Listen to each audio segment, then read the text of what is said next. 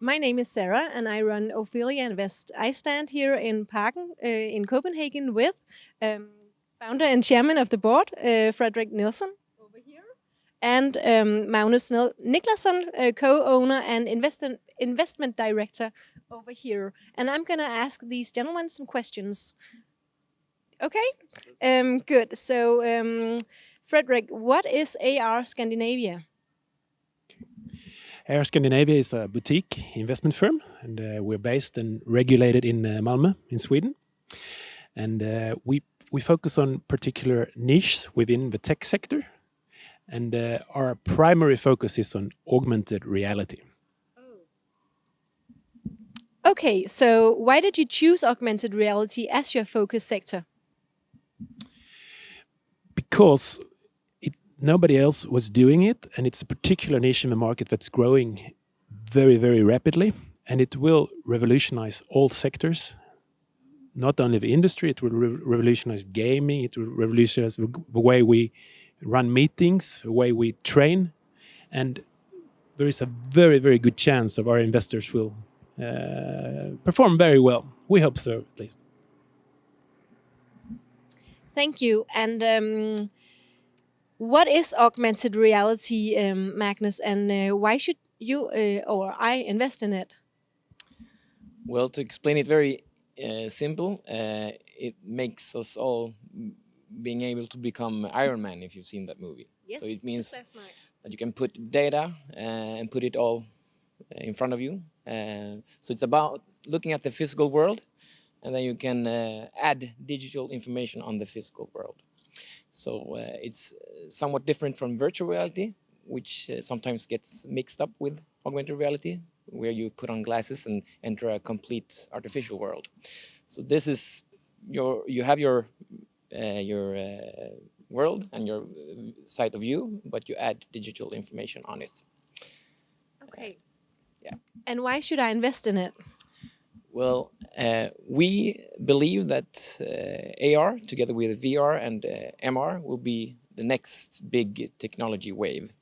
And what we mean by that is that we believe that in a couple of years, we will all be using these technologies in our everyday lives. And it will have a huge impact on how we interact with information in the future. And which sectors are the most attractive ones?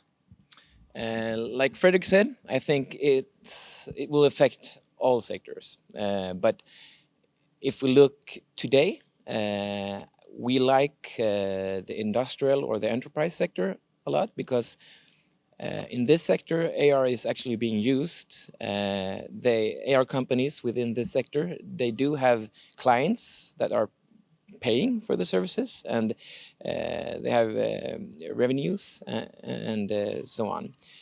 So we like that sector. We also like e-commerce, to name another sector that we are invested in. E-commerce is a sector that will grow rapidly, and with AR and VR and MR, you can enhance the experience that the potential buyer have when they are about to buy products of different kinds. For example, you can place out a couch in the living room to see how it looks like in the real what do you say, in the real world. Yeah. So it will make companies will be able to stand out in the quite harsh competition in the e-commerce sector if they use these technologies, and they can also reduce returns and stuff like that. So, yeah. That sounds very clever. As an investor, what is important to consider? Well, when you invest in something, you don't want to be too early and see a technology burn out and see that it's only a hype. And you don't want to be too late and miss out on something big and possible return. Therefore, I think AR and MR and VR is at their sweet spots right now, because if you look at analysts, what they say, revenue is is increasing rapidly. I think AR alone had a revenue of about $1 billion last year, and the predictions is that it will be about 100 billion 2022. Investments into the sector is also increasing rapidly every year, and if you look at the tech giants, they are all into these new technologies. A lot of the M&A activities are focused on these areas, and if you look at the R&D budgets, they are increasing also rapidly. I think it amounts to hundreds of billions of US dollars altogether, and companies are actually starting to see the advantages with augmented reality.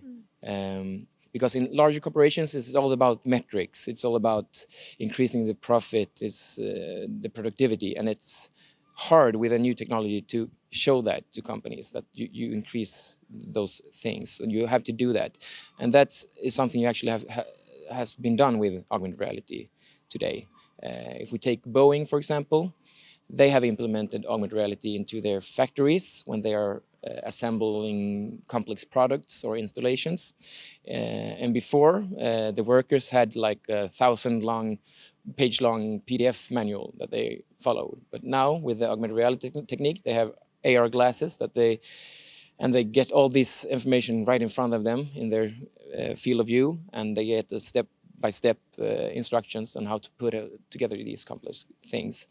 And in that case, they have actually been able to show that they reduce the time for assembling things with about 25 to 30%, and the errors are reduced to close to 0%. So, yeah.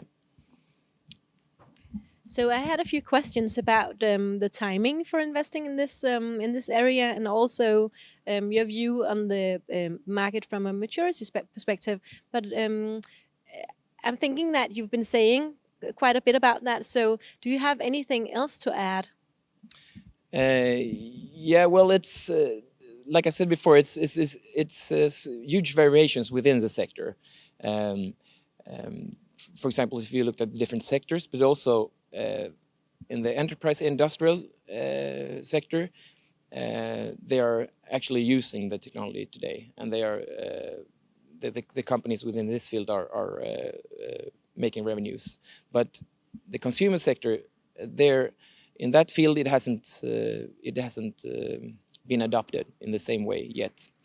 And I think the reason for that is that there is a lack of appealing applications toward the consumer sector. And I think it's only a matter of time before we see applications launched that will appeal the consumer sector.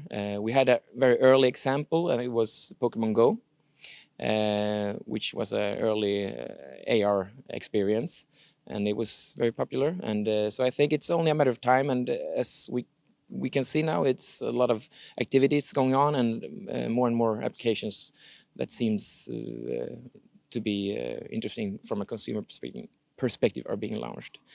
Yeah. So, Fredrik, one last question for you. We're here tonight to hear about real fiction. And what are your thoughts on that case and the sector that they're in? Absolutely. We do really like the space of AR and MR in the marketing field. We believe that the sector will be revolutionized by technologies such as the use of the specific technology that actually real fiction owns and actually leads the world with today.